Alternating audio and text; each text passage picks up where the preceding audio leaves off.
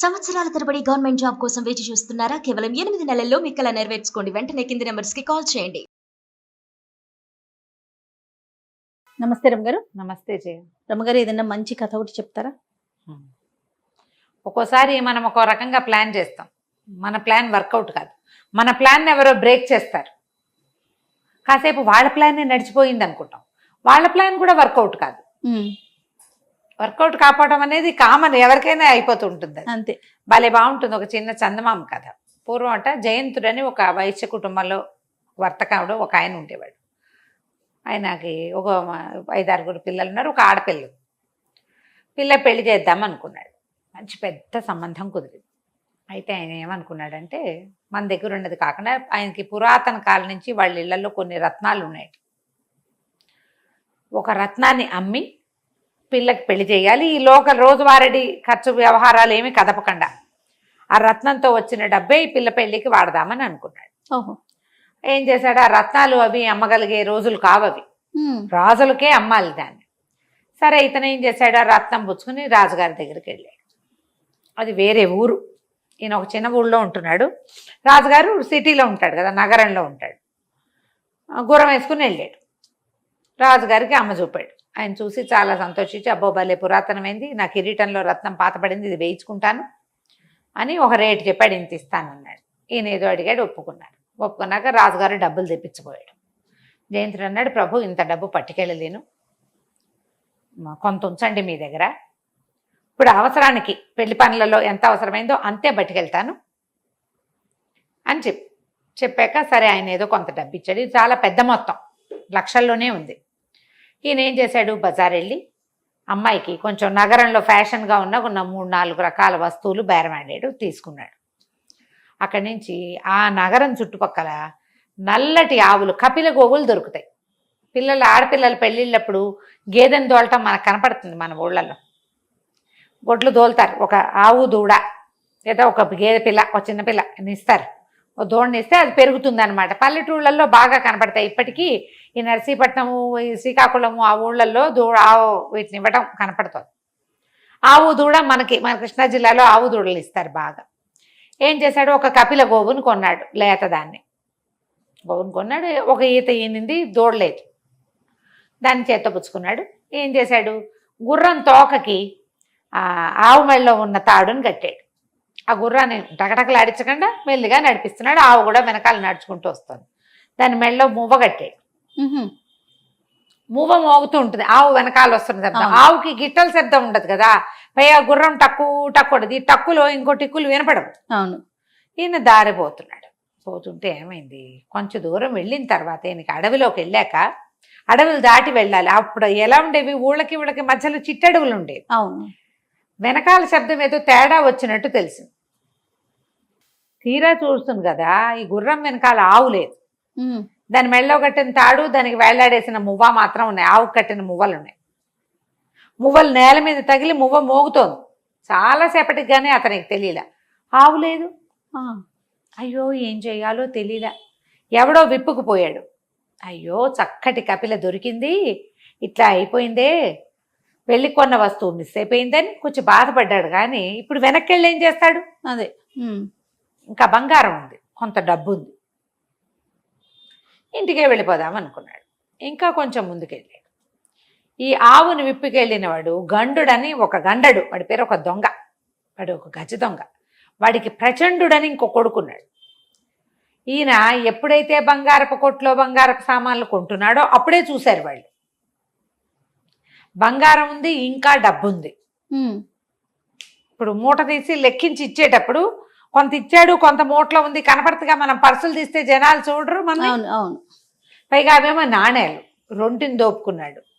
వీళ్ళకి తెలిసింది, కపిలని కొట్టేసి డబ్బులు కూడా కొట్టేయాలి. ఆవునేమో తను విప్పుకెళ్ళిపోయాడు. తన కొడుకైన ప్రచండుణ్ణి ఈ బంగారము డబ్బు కొట్టేయటానికి నియమించాడు.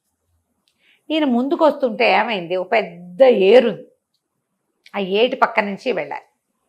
ఒకడు ఆ ఏటి గట్టు మీద నిలబడి దభేల్మని పడ్డాడు నీళ్ళలో. ఈయనేమనుకున్నాడు, అయ్యో పాపం ఎవడో నడుస్తూ పడిపోయాడు కుర్రాడని గబగబా గుర్రం దిగేసి, మరి పైన ఉన్న చొక్కా గిక్క మరి బట్టలు తడిచిపోతాయి కదా, చొక్కా పంచా ఊడదీసి లోదుస్తులు ఉన్నాయి, లోపల చిన్న గావంచాలంటిది కట్టుకుంటారు కదా, కౌపీనం గోచీలాంటి, కబుక్కుని దాంతో దిగాడు నీళ్ళల్లోకి. దిగేసరికల్లా ఆయన ఎక్కడి నుంచి ఆ మనిషి పడ్డాడో అక్కడి నుంచి దిగుతుంటే కాలికి ఏదో తగులుకున్నట్టయింది, దూకే లోపల పడిపోయాడు. ఈయన పడి నీళ్ళలోకి కిందకి వెళ్ళిపోయాడు. కాలికి ఏదో తాడు బిగిసిపోయింది. ఈయన అది విదిలించుకుని తాడేదో పట్టుకుందని చూసుకుని అది విదిలించుకుని పైకి వచ్చేసరికల్లా గట్టు మీద గుర్రం లేదు. ఈయన కాలికి ఒక తాడు రాయి తగులుకునేలాగా పెట్టాడు ఆ ప్రచండు. ఈయన అడుగు ఆ తాడులో వేసి నీళ్ళకు ముందుకు పడేసరికి ఆ రాయి కట్టిన తాడు బిగిసిపోయింది. బరువుకి ఈయన వెంటనే తేలని, ఇప్పుడు అలవాటైన ఈతవాడైనా నీళ్ళలోకి ఒకసారి మునగానే ఇట్లా మునిగి ఇట్లా తేల్తారు. కాలికి బరువు ఉండేసరికి వెంటనే తేలలేకపోయాడు. ఆ 2 minutesని వాడుకున్నాడు ఈ ప్రచండు. గుర్రాన్ని బట్టల్ని మూట కట్టుకుని తీసుకుపోయాడు. ఈయన పైకి వచ్చి చూస్తే గుర్రం లేదు, బట్టలు లేవు, రొంటిని దోపుకున్న డబ్బులు, బంగారపు వస్తువులు గుర్రానికి పెట్టుంది, సంచి తగిలించింది మొత్తం. ఏం చెయ్యాలో తెలియలే ఈయనకి. గోచి ఒకటి ఉంది ఒంటి మీద, ఎంత బిడియంగా ఉంటుంది. పెద్ద వ్యాపారస్తుడు, పల్లెటూళ్ళలో మంచి చిన్న ఊళ్ళో బ్రహ్మాండమైన వ్యాపారం ఉంది. నగరానికి వెళ్ళి రాజును చూడగలిగే సత్తా ఉన్నవాడు గోచిపాతతోటి మిగిలాడు. అయితే ఏమైంది, ఎవరో కొంతమంది రైతులు విత్తనాలు కొనుక్కోవడానికో దేనికో ఆ పక్కగా వెళ్తూ చూసి, ఎవరండి బాబు ఏంటైనా అని కేకేసి అడిగేసరికి ఈయన చాలా మొహమాట పడుతూ ఇట్లా చెప్పేసరికి ఆ పక్కనున్న పల్లె వాళ్ళు అన్నారు, బాబు రండి అని చెప్పి వాళ్ళలో ఒకడు నెత్తి కట్టుకునే కొట్టించి ఇది అడుగు చుట్టుకోండి అని వెంబడి పెట్టు తీసుకుపోయారు. రాత్రికి అన్నం పెట్టి అక్కడ పడుకోబెట్టుకున్నారు. ఈయనకు గోచిపాతం ఎక్కడికి వెళ్తాడు, అటు ఇంటికి వెళ్ళే దూరము కాదు, ఇటు నగరానికి వెళ్ళే దూరము కాదు. సరే వాళ్ళ దగ్గర అన్నం తిని మర్నాడు పొద్దున వాళ్ళు ఇచ్చింది ఓ పంచా గావంచా కట్టుకుని ఓ చొక్కా వేసుకుని రాజుగారిని చూడబోయాడు. ఇట్లా అయ్యిందండి అంటే అయ్యా మిగతా డబ్బు ఇప్పించండి. డబ్బులకేముందండి ఇప్పిస్తాం కానీ మరి పోయింది, మొత్తం కావాలంటే ఇచ్చేస్తా, మీ డబ్బంతా మా దగ్గరే ఉంది, మీరు కొంచెమే కదా తీసుకెళ్ళారు, ఇస్తాం కానీ మరి పోయిన వాటి మాట ఏమిటి, మీరు ఉండండి చెప్దామని ఏం చేశాడు, ఊళ్ళో రాజుగారి చాటింపు ఇచ్చారు. ఇక్కడే ఉండండి, ఇంటికి వెళ్ళొద్దు, అమ్మాయి నగలు అవి కొందాలండి, తెప్పిద్దాం నగలు, మనం మీరు చూద్దురు కానీ అని చెప్పి చాటింపు ఇచ్చారు. రాజుగారికి ప్రశస్తమైన కపిల గోవు కావాలి, గోవు నచ్చితే 1000 రూపాయలు ఇస్తామని. ఎక్కడెక్కడి కపిల గోవులు వచ్చాయి. మన గండడు ఏం చేశాడు, ఆవును తీసుకెళ్ళి ఇంట్లో కట్టేశాడు. వాళ్ళ ఆవిడికి తన కొడుకు మొగుడు చేసే దొంగతనాలు ఇష్టం లేదు.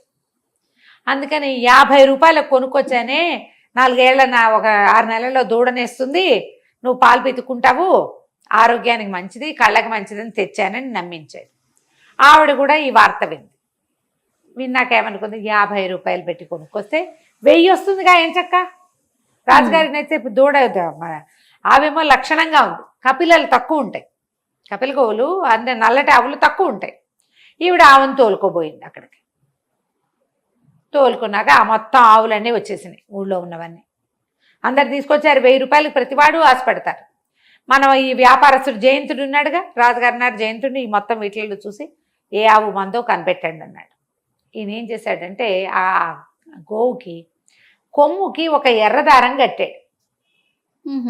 ఆవు అప్పుడే కదా కొన్నాడు, ఎట్ట గుర్తుపడతారు, అదేలే ముచ్చటకి కట్టాడు, ముద్దుగా ఉందని దిష్టి తగలకుండా ఎర్రదారం కట్టి మెళ్ళలో మువ్వలు కట్టాడు. ఈయన మువ్వలు ఈయన దగ్గరే ఉన్నాయి, దారం మాత్రం దాని దగ్గర ఉంది, ఆవు దగ్గర. ఈయన ఇటు తిరిగి ఆ ఎర్రదారం ఉన్న ఆవును గుర్తుపట్టాడు. దాన్ని ముట్టుకుంటే ఆయనకు తెలిసింది ఇది మందేనని. ఇదేనండి అన్నాడు. ఆ ఆవుని మెళ్ళలో తాడుపుచ్చుకున్న ఆవిడ్ని, అమ్మాయి ఈ ఆవు ఎక్కడిది మీకంటే, మా ఆయన కొనుక్కొచ్చాడండి సంతలోనండి అంది. పద మీ ఇంటికి వెళ్దామన్నారు. దొరికేశారు.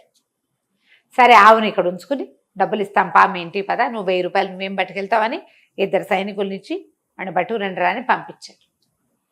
ఈ గండడు వచ్చాడు, ఆవు కూడా ఇటు వచ్చేసింది, కానీ ఆ ప్రచండు ఇంటికి రాల. ఏమైందో తెలియలే.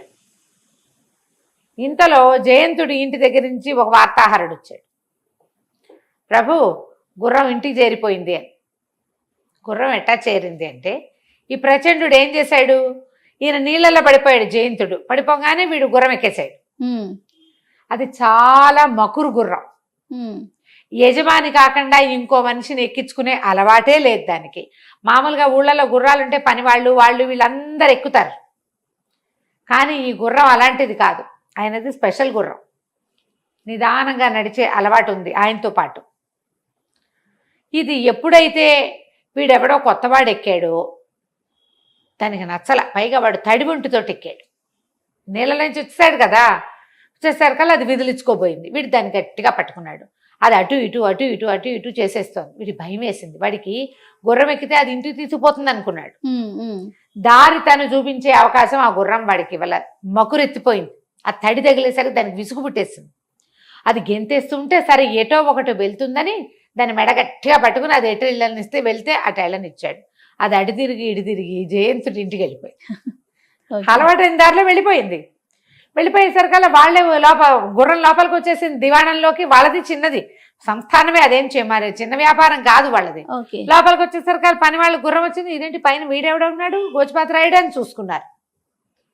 లోపలికి వచ్చేసరికల్లా లోపల ఉన్న వాళ్ళకి డౌట్ వచ్చారు. అరే తలిపేసేయండి అని గేట్లు వేయించేశారు. ఏమని పట్టుకున్నారు. పట్టుకునేసరికల్లా ఎవరు నువ్వంటే మేమే బెబ్బే వాడు 2 పీకి. అప్పుడు వాళ్ళకి తెలిసిపోయింది యజమాని ఎక్కడో చిక్కడిపోయాడని తెలుసుకున్నారు వాళ్ళు. అందుకని ఏం చేశారు, మహారాజుకి కబురు చేశారు. జయంతుడి గుర్రం ఇంటికి వచ్చింది, జయంతుడి ఇంటికి రాలేదు అని. ఎప్పుడైతే ఈ గుర్రం పట్టుకున్నారో బట్టలు చూశారు. బట్టల్లో డబ్బులు ఉన్నాయి, యజమాని బట్టలు. అక్కడి నుంచి మెడకి సంచి తగిలిచ్చింది. ఏవో 2-3 పట్టు చీరలు ఉన్నాయి, తర్వాత నగలున్నాయి.